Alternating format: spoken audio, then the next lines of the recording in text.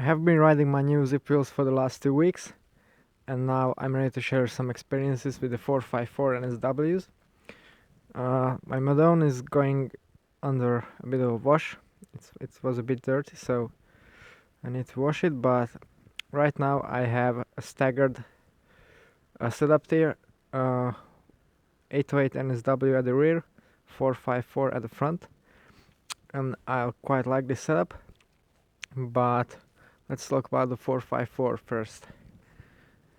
Okay, so this is Zipp's newest creation now. What is different from the other wheels in the NSW line is the hex fin surface and this sawtooth profile, which is not for speed as much as for improving stability in the crosswinds. Does it work? Yes, in my experience it works absolutely brilliantly. It has been extremely windy last week.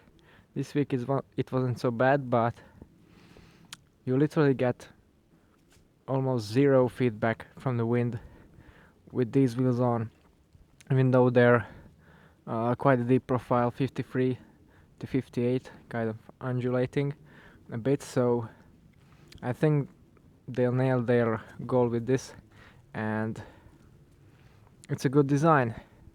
The rest of the wheel is pretty much the same as the NSW series. So the hub set, the spokes, the lacing, the brake surface, the rim width, and the bead, and the clincher walls, they're all the same. So what does it mean? So I got zero brake rub, which is really nice. I have been searching for a wheel like this for a long time. Same applies to the 808, which is also excellent.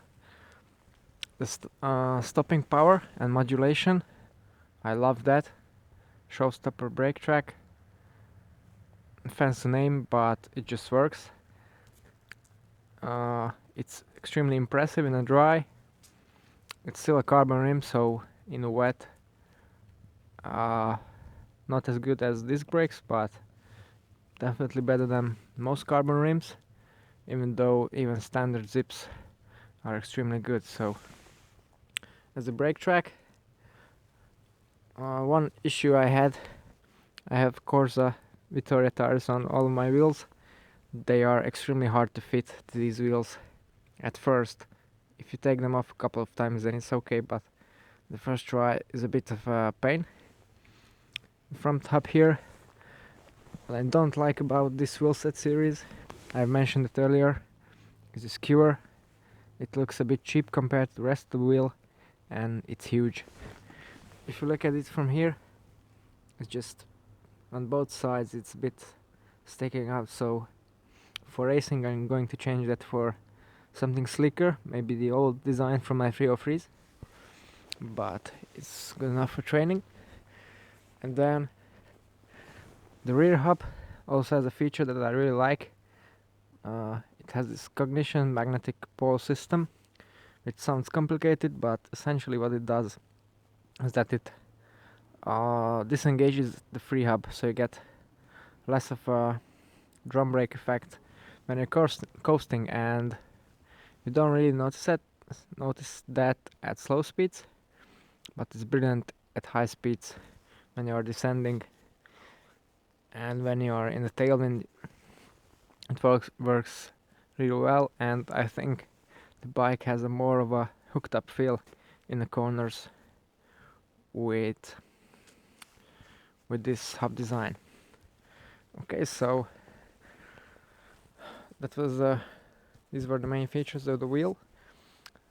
Now let's address the elephant in the room, and that's the price.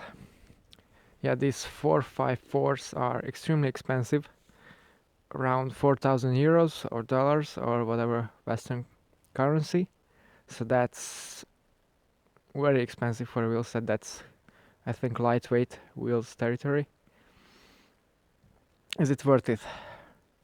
Well, it first at first it may seem that no, but actually I think since it's so stable that you don't really need any other shallower wheel, and it's sturdy enough to ride every day, as all Zipps are, then I think it might actually be worth the investment if you are looking for a really high performance wheel. Now, it's hard to talk about sensibility at prices like this for bicycle components, but it's a much more sensible choice in my mind than a pair of lightweights, because yes, those are gonna be much lighter, but aerodynamically speaking, durability speaking, they're shit. I mean, they still have a narrow V-shaped rim design, and they can't be repaired. If you hit a pothole, that's it, you're done. And the braking surely isn't this good. And overall, I think these are a very refined design, super aerodynamics, super stability. So if you look at it this way, if you compare it to its price peers, I would say, then it's definitely the top choice. So Zipps over lightweights, all day, every day.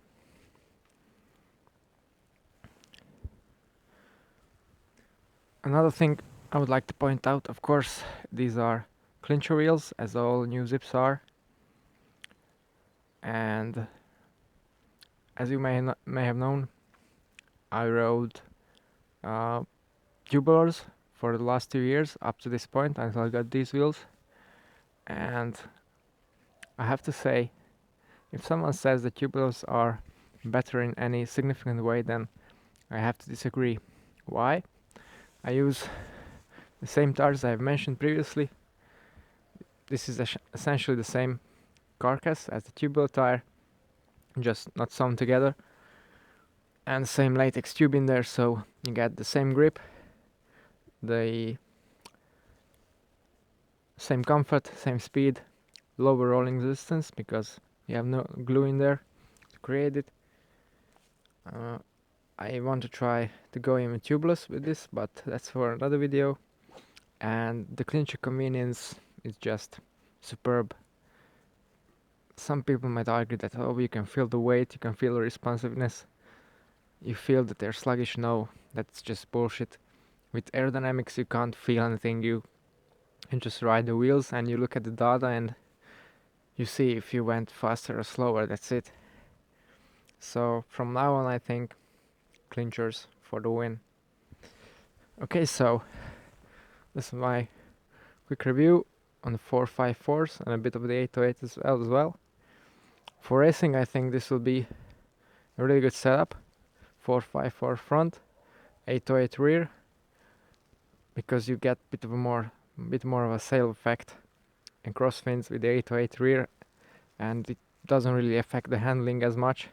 You still get an extremely precise handling bike, so I think this is what I'm gonna use for the races, unless it's really calm.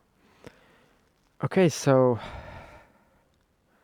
that's pretty much sums it up.